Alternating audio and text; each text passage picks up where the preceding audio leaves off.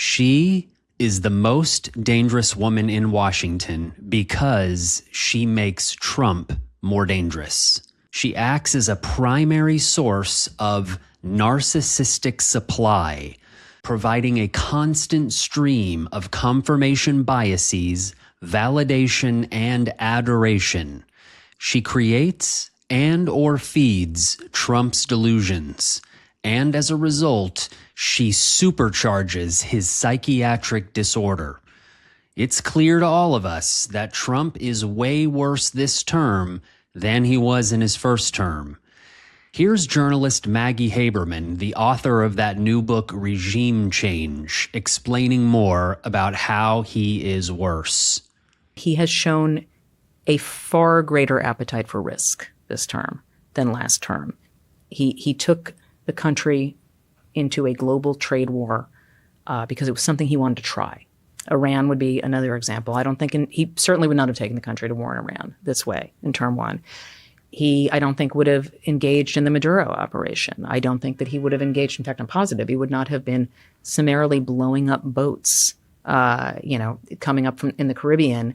Those, of course, are just a few examples of how Trump is more brazen and more dangerous this term. There's many more examples of this. The corruption, ICE, the ballroom, putting his name on everything.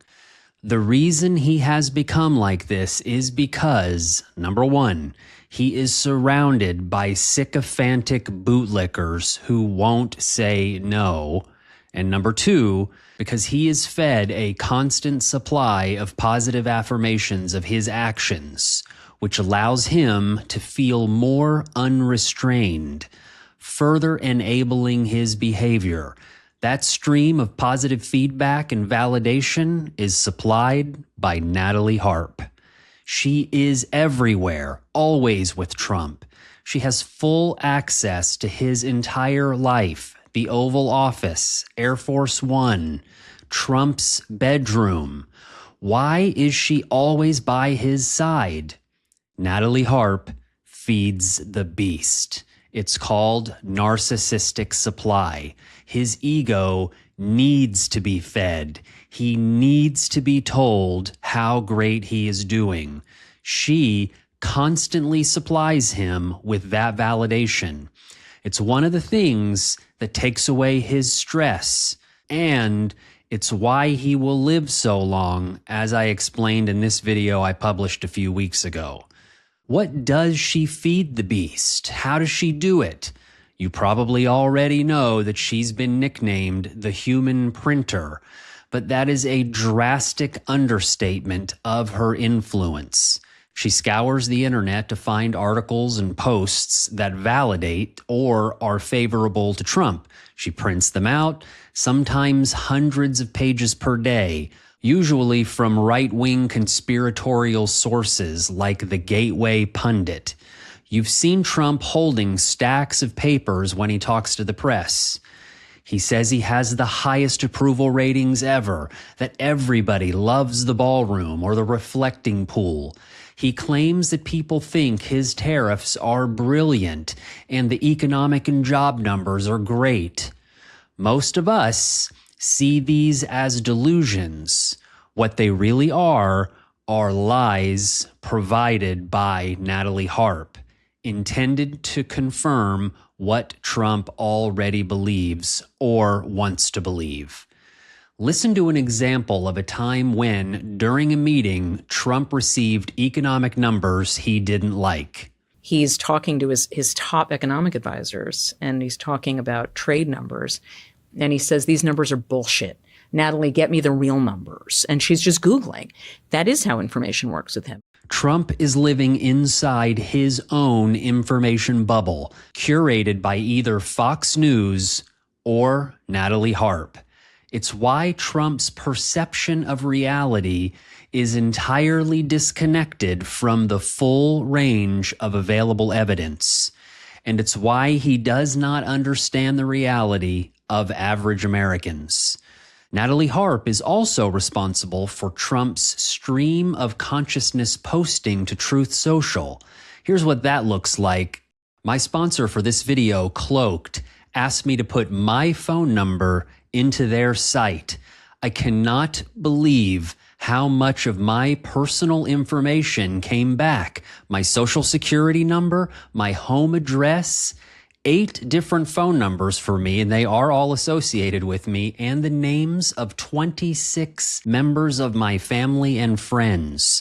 Data brokers make billions selling your information to spammers, scammers, and stalkers. The problem is you keep creating new vulnerabilities every time you sign up for something. This is why I'm using Cloaked. Cloaked uncovers where your data is being sold and removes it.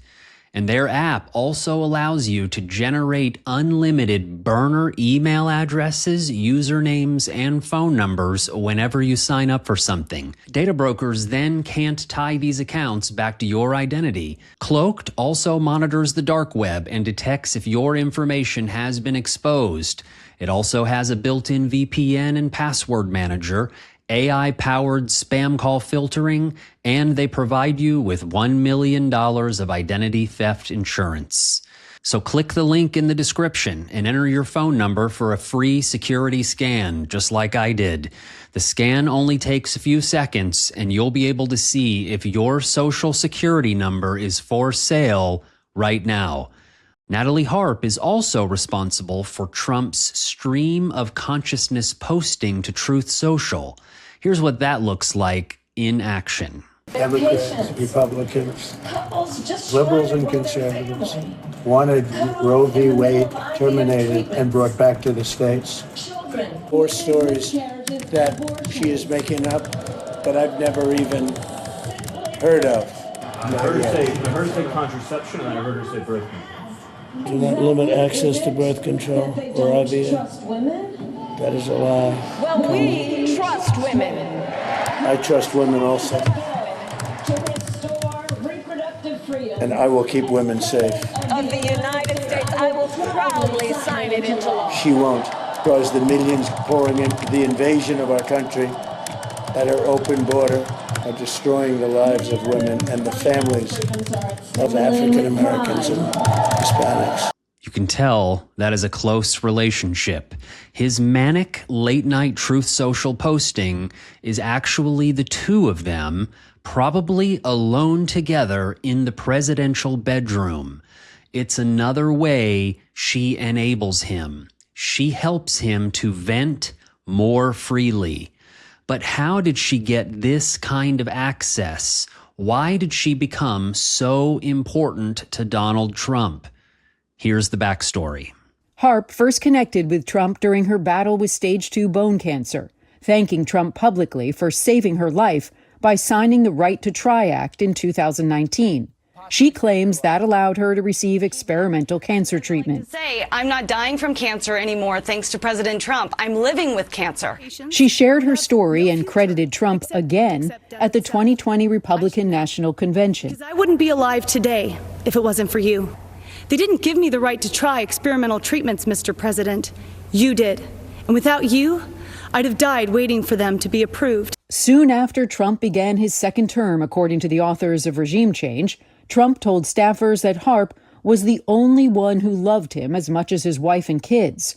All of you will go off and make money, Trump said. She'll never leave me. I have never seen a role like this. It is unusual to have someone basically be a human printer and only put in front of you stories that you like. Make sure you keep all the bad stuff away from him. It is it's a disadvantage to the American people because it is important for the president to hear both sides, the good stuff and the bad stuff. It is insane, and I have never seen anything like this. But again, it plays to what Trump likes. Pure, complete loyalty. And you see that more around him this time around, certainly than you did in the first time. Natalie Harp is completely loyal, subservient, submissive. Her pathological attachment to Trump is trauma-related. She has an existential indebtedness to him. She believes that he saved her life, and she has now devoted her entire life to him. She is fully identity fused and has developed extreme dependency. Her devotional letters to Trump point towards her self-worth being entirely contingent on her indispensability. If Trump is unhappy or exposed to negative news, it triggers an internal failure state for her, compelling her to fix his reality at all costs. This is an example of de-individuation. She has surrendered her own independent agency to become a physical extension of his desires. She has been dubbed the human printer because her cognitive function is reduced to pleasing his psychological demands. She said it herself in the letters, "You are all that matters to me." She's also a beautiful blonde, exactly Trump's type. Her level of submission and Trump's history suggests the high likelihood that this is also a sexual relationship. This dynamic is way beyond simple ingratiation. She completely adores Trump. Her behavior is clearly obsessive, and Trump knows it, and he exploits her. In a social power dynamic like this, she is the victim, and she's happy to be the victim. And the result is a more entitled, more delusional, more brazen, and more dangerous Donald Trump. Another way to say it is that this beast is well fed. Thank you for watching. Please subscribe and share this video. A special thank you to our valued members. Come say hi to me. I'm over on Blue Sky. Take care. I'll see you soon.